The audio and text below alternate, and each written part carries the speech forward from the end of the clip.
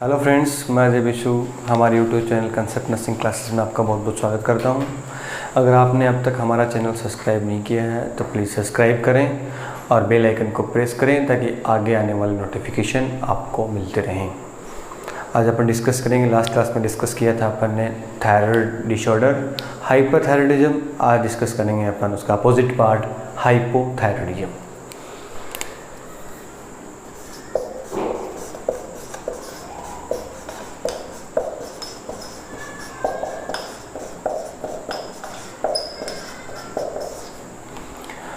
Last class में discuss किया था हाइपरथायराइडिज्म। आज डिस्कस करते हैं अपन हाइपोथायराइडिज्म। हाइपोथायराइडिज्म क्या होता है? नाम से पता लग रहा है सिक्रेशन जो है वो क्या होगा, हाइपो यानी कम, यानी T3 और T4 हार्मोन के सिक्रेशन जो है वो क्या हो जाएंगे, डिक्रीज। अगर T3 T4 हार्मोन का सिक्रेशन डिक्रीज होते हैं उस कंडीशन को अपन क्या कहते हैं, हाइपोथायराइडिज्म। बात करें अपन इसके इटियोलॉजिकल फैक्टर की कि क्या क्या कारण इसके हो सकते हैं। इटियोलॉजी, कॉजेस, क्या क्या कारण हाइपोथायराइडिज्म के हो सकते हैं, किस कारण की वजह से T3 T4 हार्मोन बॉडी के अंदर कम हो सकता है। तो फर्स्ट वन कारण की बात करें, फर्स्ट वन कारण होता है थायराइडिस।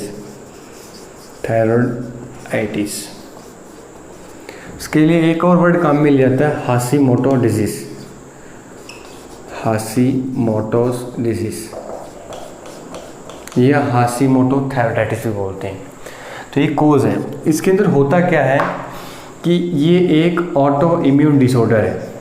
ऑटो इम्यून मीन्स अपने आप इम्यूनिटी बनने लग जाती है जिसके अंदर एंटीबॉडी बनती हैं और वो एंटीबॉडी फॉलिकुलर सेल्स के अगेंस्ट बनती हैं। और फॉलिकुलर सेल्स जो होते हैं उनका काम क्या होता है, T3 और T4 हार्मोन का सिक्रीशन करना, जो अपन लास्ट क्लास में डिस्कस कर चुके हैं।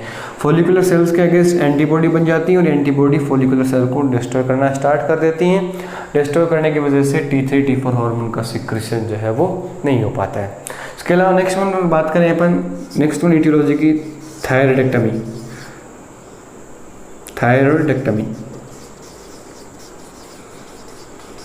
यानी पेशेंट सफ़र कर रहा था हाइपरथायराइडिज्म से, या थायराइड कैंसर हो गया, किसी भी कारण की वजह से थायराइड ग्लैंड जो है वो रिमूव करनी पड़ गई। अगर रिमूव करनी पड़ रही है तो वो भी कौन सी कंडीशन अपनी बॉडी में लीड कर रही है, हाइपरथायराइडिज्म जो है वो लीड कर रही है। कुछ गोइट्रोजेंस होते हैं, गोइट्रोजेंस बात करें जैसे पीनेट है, कैबेज है, इनके इनटेक की वजह से भी रिस्क फैक्टर है कि पेशेंट को क्या हो सकता है, हाइपोथायराइडिज्म होने के चांसेस जो हैं वो होते हैं।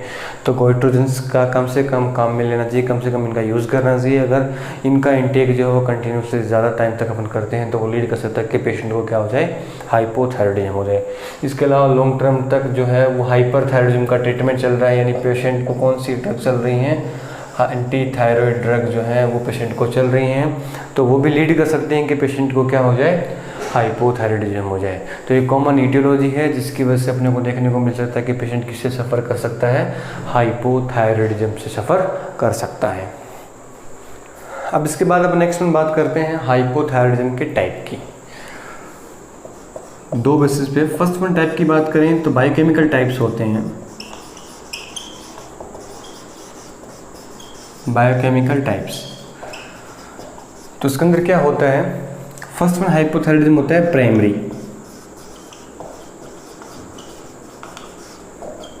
तो प्राइमरी हाइपोथायराइडिज्म की बात करें तो प्राइमरी हाइपोथायराइडिज्म में क्या होता है, प्राइमरी मीन्स किसके रिगार्डिंग होगा, उसी ऑर्गन के रिगार्डिंग जिसका थायराइड डिसऑर्डर है। तो थायराइड प्राइमरी हाइपरथायराइडिज्म है, उसके अंदर जो अल्ट्रेशन या जो डिसऑर्डर होता है वो कहाँ होता है, पर्टिकुलर थायराइड ग्लैंड में होता है। यानी अगर थायराइड ग्लैंड में ही कोई अल्ट्रेशन है, थायराइड ग्लैंड में खुद में ही कमी है, जिसकी वजह से T3 और T4 हार्मोन जो है वो क्या होते हैं, कम सिक्रेट होते हैं। तो जैसे जैसे T3 T4 हार्मोन कम सिक्रेट होंगे तो मैसेज कहाँ तक जाएगा, ब्रेन तक। और ब्रेन में क्या प्रेजेंट है, हाइपोथैलेमस और पिट्यूटरी ग्लैंड। तो वो क्या सिक्रेट ज़्यादा करेगा, TSH ज़्यादा बनाएगा, यानी TSH की मात्रा क्या होगी बॉडी के अंदर, इंक्रीज होगी। तो अपनी कह सकते हैं कि जब भी प्राइमरी हाइपोथायराइडिज्म होता है तो ब्लड के अंदर TSH लेवल जो है वो क्या होता है, ज़्यादा होता है। नॉर्मल अपन ने डिस्कस किया था लास्ट क्लास के अंदर कि मैक्सिमम कितना हो सकता है, 5.4 माइक्रोग्राम इंटरनेशनल यूनिट पर ml हो सकता है। उससे अगर ज़्यादा थायराइड का लेवल हो रहा है, थायराइड का TSH का लेवल अपने को बढ़ा हुआ दिखाई देगा, बल्कि T3 और T4 का लेवल जो है अपने को जनरली नॉर्मली दिखाई देगा, या हो सकता है कि कम दिखाई दे। बट T3 T4 हार्मोन का लेवल कम होने की वजह से कंपनसेटरी मैकेनिज्म में क्या बढ़ जाता है, बॉडी के अंदर TSH बढ़ जाता है। तो TSH अपने को क्या दिखाई देता है, ज़्यादा दिखाई देता है। ये कोज किसका है, प्राइमरी हाइपोथायराइडिज्म। यानी प्राइमरी हाइपोथायराइडिज्म में जो प्रॉब्लम होगी वो कहाँ होगी, थायराइड ग्लैंड के अंदर। सेकंड बात करें अपन सेकेंडरी हाइपोथायराइडिज्म की। सेकेंडरी हाइपोथायराइडिज्म में क्या होता है कि डिसऑर्डर कहाँ नहीं होता, थायराइड ग्लैंड में नहीं होता। थायराइड ग्लैंड के अलावा कहाँ हो सकता है, ब्रेन में कोई ट्यूमर हो सकता है, पिट्यूटरी ग्लैंड में कोई ट्यूमर हो सकता है, हाइपोथैलेमस में कोई प्रॉब्लम हो सकती है। तो हाइपोथैलेमस क्या रिलीज करता है, थायराइड ट्रोपिक हार्मोन, और TSH बनता है थायराइड ग्लैंड से, सॉरी TSH बनता है पिट्यूटरी ग्लैंड से। इन दोनों के अंदर कोई भी डिफेक्ट है तो सीक्रेट क्या नहीं होगा, T3 और T4, और T3 T4 सीक्रेट नहीं होने की वजह से कौन सा डिसऑर्डर राइज हो जाएगा बॉडी के अंदर, हाइपोथायराइडिज्म। तो प्राइमरी जो भी डिजीज कंडीशन है उसके अंदर अबनॉर्मलिटी कहाँ मिलेगी, थायराइड के अंदर, और सेकेंडरी हाइपोथायराइडिज्म उसमें अबनॉर्मलिटी जो अपने को जनरली कहाँ मिलती है, ब्रेन के अंदर। हो सकता है सेंट्रल नर्वस सिस्टम के अंदर, हाइपोथैलेमस के अंदर गड़बड़ हो, या हो सकता है कि हाइपोथैलेमस के अलावा पिट्यूटरी ग्लैंड है उसके अंदर कोई डिसऑर्डर राइज हो, जिसकी वजह से भी अपने को T3 और T4 जो है वो अपने को कम देखने को मिल सकते हैं। अब नेक्स्ट अपन बात करते हैं क्लिनिकल टाइप। फर्स्ट वन थे क्लिनिकल टाइप।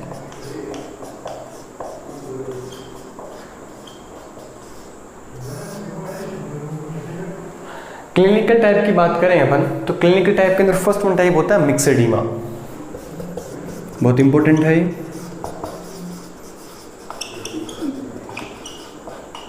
मिक्सोएडिमा, जनरली क्वेश्चन पूछा जाता है कि मिक्सोएडिमा किसका सिम्टम है, किसका टाइप है। तो मिक्सोएडिमा के अंदर होता क्या है, हाइपोथायराइडिज्म। मिक्सोएडिमा के अंदर क्या होता है कि एडल्ट एज के अंदर, एक एडल्ट एज का डिसऑर्डर है, एडल्ट एज के अंदर अगर T3 T4 हार्मोन की कमी हो रही है तो होने वाला डिसऑर्डर कौन सा कहलाता है, मिक्सोएडिमा। सेकेंड वन इसके अंदर आता है क्रेटिनिज्म। क्रेटिनिज्म कहाँ से स्टार्ट हो रहा है, C से। अपन याद रख सकते हैं किसका डिसऑर्डर है, C फॉर चाइल्ड। बच्चों के अंदर अगर T3 T4 हार्मोन की कमी हो जाए तो होने वाला डिसऑर्डर जो होता है क्या होता है, क्रेटिनिज्म। बच्चों के अंदर जब भी T3 T4 जो है वो कम होगा तो जनरली बच्चे जो हैं वो क्या दिखाई देते हैं अपने को, मेंटली रिटार्ड दिखाई देते हैं। क्योंकि अपन ने फंक्शन में पढ़ा था कि T3 और T4 हार्मोन जो होते हैं वो किसके लिए जिम्मेदार होते हैं, ब्रेन की अलर्टनेस और एक्टिवनेस के लिए। यानी ब्रेन के डेवलपमेंट के लिए भी कौन जिम्मेदार है, T3 T4 हार्मोन जिम्मेदार है। तो क्रेटिनिज्म के अंदर प्रॉपर सिक्रीशन नहीं होगा तो मेंटल रिटार्डेशन अपने को देखने को मिल सकता है। साथ साथ बॉडी की ग्रोथ जो है वो भी क्या होती है, कम हो जाती है। यानी बॉडी की ग्रोथ भी क्या होती है, रिटार्ड हो जाती है।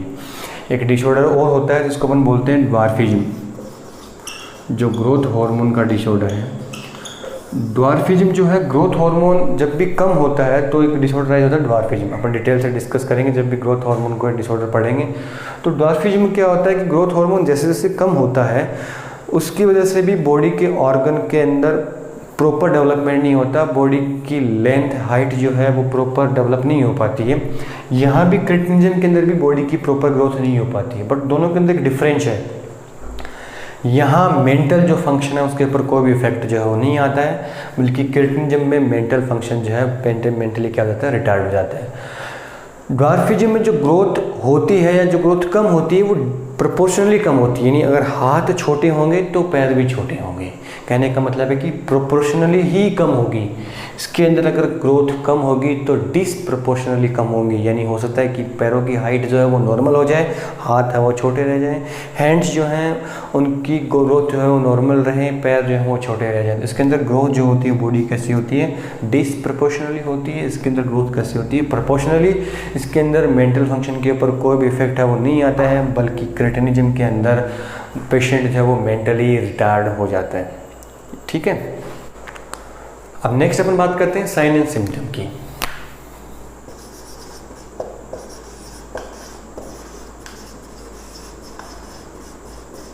साइन एंड सिम्टम कि क्या क्या साइन सिम्टम अपने को देखने को मिलेंगे। लास्ट क्लास में अपन ने डिस्कस किया था हाइपरथायरॉयडिज्म के साइन सिम्टम और T3 T4 के फंक्शन। T3 T4 के फंक्शन के बेसिस पे अपन ने सारे साइन सिम्टम डिस्कस किए थे, उसी के बेसिस के ऊपर इसके साइन सिम्टम डिस्कस करेंगे। वहाँ अपन ने पढ़ा था हाइपरथायरॉयडिज्म में कि बेसल मेटाबॉलिक रेट जो है वो क्या हो रही थी, बढ़ रही थी। यहाँ उसके जस्ट अपोजिट होगा कि बेसल मेटाबॉलिक रेट अपने को क्या दिखाई देगी, कम दिखाई देगी।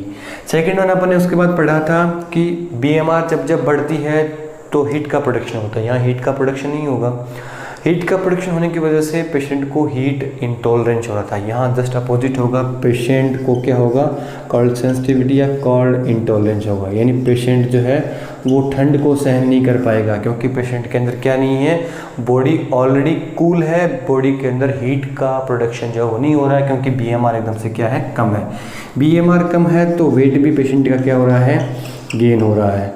वहाँ GI सिस्टम की एक्टिविटी बढ़ रही थी, CVS की एक्टिविटी बढ़ रही थी, इसके अलावा रेस्पिरेटरी सिस्टम की एक्टिविटी बढ़ रही थी। यहाँ सारी एक्टिविटी कम होंगी, यानी अपने को CVS सिस्टम में हाइपोटेंशन देखने को मिलेगा। इसके अलावा ब्रेडिकार्डिया देखने को मिलेगा, इसके अलावा ब्रेडिपनिया देखने को मिलेगा। ये फंक्शन किस चीज़ के हैं, T3 T4 हार्मोन के फंक्शन अपन ने पढ़े थे। T3 T4 हार्मोन के सारे फंक्शन हाइपोथायरॉयडिज्म वाले केस के अंदर क्या हो रहे हैं, कम हो रहे हैं। GI सिस्टम के रिगार्डिंग बात करी जाए तो हाइपरथायरॉयडिज्म में डायरिया हो रहा था, यहाँ कंडीशन है अपने को कॉन्स्टिपेशन देखने को मिलेगा। कॉन्स्टिपेशन की वजह से भी वेट गेन जो है वो जनरल दिखाई देगा। वहाँ स्किन है वो सारी की सारी क्या हो रही थी, स्मूथ हो रही थी। यहाँ स्किन अपने को जनरली ड्राई देखने को मिलेगी। वहाँ कंडीशन में ओलिगोमेनोरिया हो रहा था, यहाँ कंडीशन में पॉलीमेनोरिया अपने को दिखाई देगा। T3 T4 हार्मोन की वजह से बढ़ने की वजह से पेशेंट के अंदर पॉलीसाइथेमिया हो रहा था, यानी ब्लड सेल्स जो थी उनका प्रोडक्शन बढ़ रहा था। यहाँ ब्लड सेल्स का प्रोडक्शन कम हो जाएगा, यानी अपने को एनीमिया जनरली देखने को मिलता है। तो ये सारी कंडीशन जो हैं वो हाइपरथायरॉयडिज्म के जस्ट अपोजिट अपने को यहाँ क्या करती हैं, दिखाई देती हैं। तो ये सारे के सारे साइन सिम्टम हैं वो उसके जस्ट अपोजिट होते हैं। इसके अलावा बात करी जाए, पेशेंट है उसके अंदर सोमनालेंस होता है, यानी पेशेंट को नींद ज़्यादा आती है। जनरली दिन के टाइम नींद ज़्यादा आती है। रीज़न क्या था कि सेंट्रल नर्वस सिस्टम की एक्टिव और अलर्टनेस के लिए क्या जिम्मेदार था, T3 T4 हार्मोन जिम्मेदार था। इस कंडीशन के अंदर क्या होता है कि T3 T4 हार्मोन की कमी रहती है तो पेशेंट का मूड डिप्रेसिव रहता है, मैनिक मूड की तरफ वो नहीं जाता है, जिसकी वजह से पेशेंट के अंदर सोमनालेंस भी अपने को देखने को मिलता है। तो ये सारे के सारे साइन सिम्टम अपने को देखने को मिलते हैं किस केस के अंदर, हाइपोथायरॉयडिज्म के केस के अंदर। यानी जब T3 T4 हार्मोन का लेवल कम होगा तो T3 T4 हार्मोन के फंक्शन सारे के सारे कम हो जाएंगे, जिसकी वजह से ये साइन सिम्टम अपने को क्या देखने को पेशेंट की बॉडी के अंदर मिल सकते हैं। अब बात करते हैं कॉम्प्लिकेशंस की। कॉम्प्लिकेशन जो है वो थायराइड ग्लैंड जो है उसके अगर हाइपोथायरॉयडिज्म हो रहा है तो कॉम्प्लिकेशन जनरली हार्ट डिजीज जो है वो होने के चांसेस ज़्यादा रहते हैं। यानी हार्ट डिजीज होने के पीछे रीजन है कि हाइपोथायरॉयडिज्म में अपने को एथेरोस्क्लेरोसिस के चांसेस ज़्यादा होते हैं। एथेरोस्क्लेरोसिस होने के चांसेस ज़्यादा होने के पीछे रीज़न क्या है, क्योंकि फैट का मेटाबॉलिज्म जो है वो प्रॉपर नहीं हो पाता है, फैट डिपॉजिट भी ज़्यादा होती है। Second one, T3 T4 hormone level जो हार्मोन थे वो ब्लड के अंदर कोलेस्ट्रॉल और ट्राइग्लिसराइड का लेवल कम कर रहे थे। यहाँ T3 T4 की ऑलरेडी क्या है, बॉडी के अंदर कमी है, तो ब्लड के अंदर ट्राइग्लिसराइड और कोलेस्ट्रॉल जो है वो बढ़ेंगे, तो वो किस चीज़ को लीड करेंगे, एथेरोस्क्लेरोसिस को।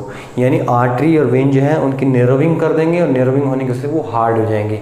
तो हार्ट डिजीज़ कॉम्प्लिकेशन हो सकते हैं कि कोई भी हार्ट डिजीज़ जो है वो कॉम्प्लिकेशन पे रहता है पेशेंट जो हाइपोथायरॉयडिज्म का पेशेंट होता है वो। इसके अलावा बात करें अपन मैनेजमेंट की, साइन सिम्टम के बाद डिस्कस करते हैं अपन मैनेजमेंट।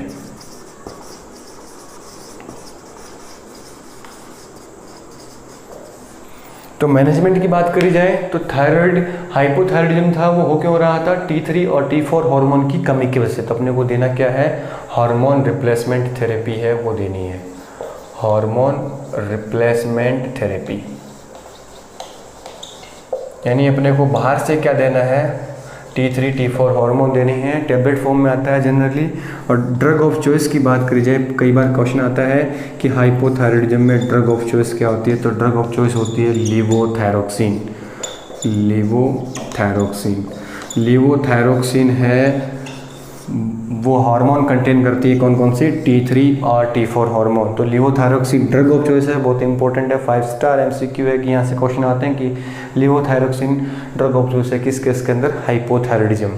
कई बार टाइमिंग भी पूछा जाता है कि लेवोथायरोक्सिन या थायराइड रिप्लेसमेंट थेरेपी जनरली किस टाइम ली जाती है। तो ये कंडीशन जो है वो early in the morning, early in the morning, और मोस्टली किस कंडीशन में, empty stomach. Question book competitive exam के जो बुक उसमें दिया है, एम्प्टी स्टमक लिया जाता है और अर्ली इन द मॉर्निंग लिया जाता है, याद रखने वाली बातें। तो हार्मोन रिप्लेसमेंट थेरेपी इसका एकमात्र ट्रीटमेंट अपने को क्या देनी है, लेवोथायरोक्सिन कंटिन्यूसली चलते रहनी है, हार्मोन रिप्लेसमेंट थेरेपी देनी है, किस टाइम देनी है, अर्ली इन द मॉर्निंग, और एम्प्टी स्टमक देनी है। ये क्वेश्चन भी इंपॉर्टेंट है, एम्प्टी स्टमक और अर्ली इन द मॉर्निंग। तो ये क्या था, इसका मैनेजमेंट था। इसके अलावा अपन क्या दे सकते हैं, आयोडीन की डेफिशिएंसी की वजह से अगर हाइपोथायरॉयडिज्म हो रहा है तो आयोडीन को रिप्लेस करो ताकि हाइपोथायरॉयडिज्म जो है वो क्या हो जाए, ट्रीट हो जाए। बट ड्रग ऑफ चॉइस की बात करें तो ड्रग ऑफ चॉइस क्या होती है इसकी, लेवोथायरोक्सिन। इसके अलावा नर्सेज रिस्पॉन्सिबिलिटी की बात करी जाए, नर्सेज रिस्पॉन्सिबिलिटी,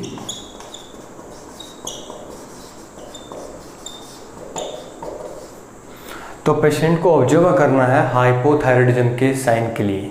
हाइपोथायरॉयडिज्म का साइन अगर सीवियरिटी कंडीशन आ जाए तो कई बार एयरवे जो है उसके ब्लॉक होने के चांसेस होते हैं। तो पेशेंट को कंटिन्यूसली असेस करना है पेटेंट एयरवे के लिए, पेटेंट एयरवे के लिए। रीज़न क्या है, क्योंकि पेशेंट को ब्रीडिपनिया हो रखा है। ब्रीडिपनिया क्यों, क्योंकि जो रेस्पिरेशन रेट थी T4 और T3 की वजह कमी की वजह से रेस्पिरेशन रेट कम हो गई, ब्रोंक्यूल्स हैं वो भी कॉन्स्ट्रिक्ट होने के चांसेज हैं वो बढ़ जाते हैं, एनलार्जमेंट हो जाता है जनरली थायराइड ग्लैंड का, तो सांस लेने में पेशेंट को दिक्कत होती है। तो पेटेंट एयरवे है वो नस को ध्यान में रखना है।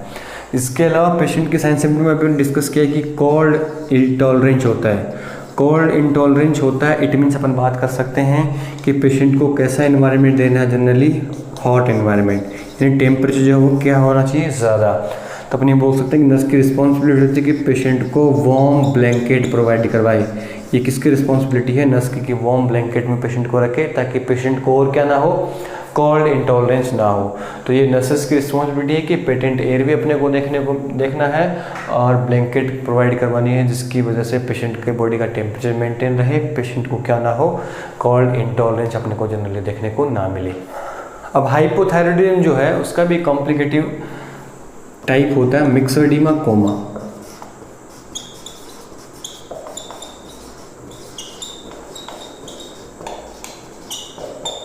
मिक्सोडीमा कोमा, जैसे लास्ट क्लास में हाइपरथायरॉयडिज्म में भी अपन ने हाइपरथायरॉयडिज्म में थायराइड स्ट्रोम पढ़ा था, वैसे ही मिक्सोडीमा कोमा होता है।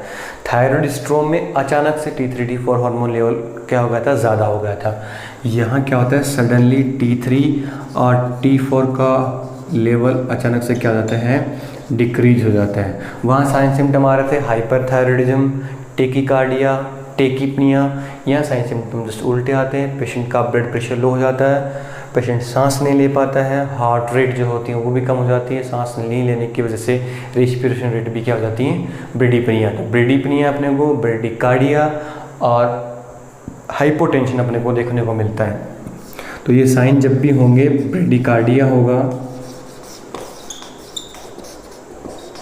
ब्रेडिपनिया होगा, इसकी वजह से हाइपोटेंशन भी होता है। तो ब्रेडिपनिया जब भी होता है तो इसके अंदर भी नर्स की सबसे पहली रिस्पॉन्सिबिलिटी वही है कि अगर ब्रेडिपनिया हो रहा है तो किसके लिए ऑब्जर्व करना है पेशेंट को, पेटेंट एयरवे के लिए।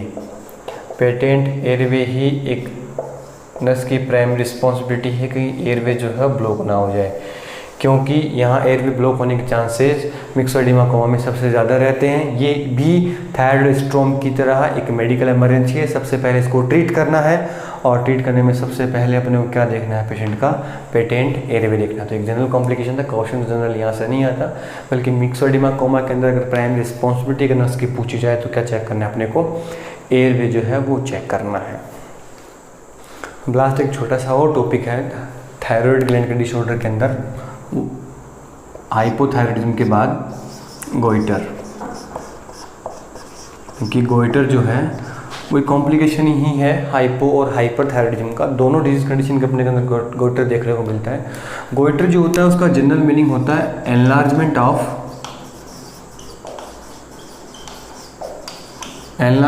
Thyroid gland. थायराइड ग्लैंड का एनलार्जमेंट जो है उसी को अपन बोलते हैं गोइटर।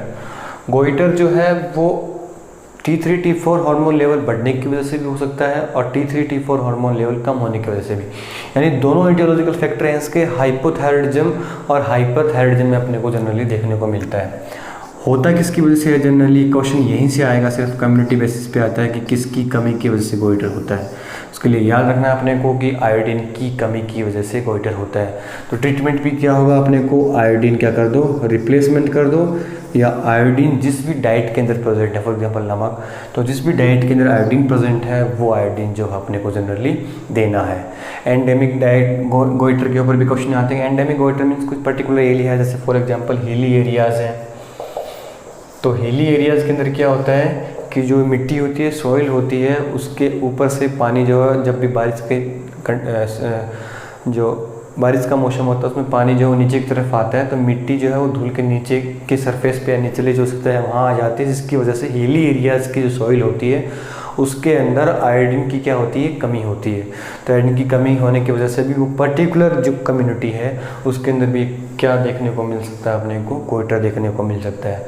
ये जनरल डिस्कशन था, बल्कि क्वेश्चन यहीं से आएगा गोइटर किसकी कमी की वजह से होता है। तो अपने को याद रखना आयोडीन, ट्रीटमेंट भी क्या होगा इसका, आयोडीन ही अपने को देना है। तो ये क्या था, जनरल डिसऑर्डर था किसका, थायराइड ग्लैंड का। T3 T4 hormone level decrease होने की वजह से होने वाला डिसऑर्डर को अपन क्या बोलते हैं, हाइपोथायराइडिज्म। आज की क्लास के लिए इतना ही। अगर आज की क्लास आपको अच्छी लगी हो तो या कोई डाउट हो तो कमेंट बॉक्स में आपके क्वेश्चन जो हैं वो ज़रूर पूछें। Thank you.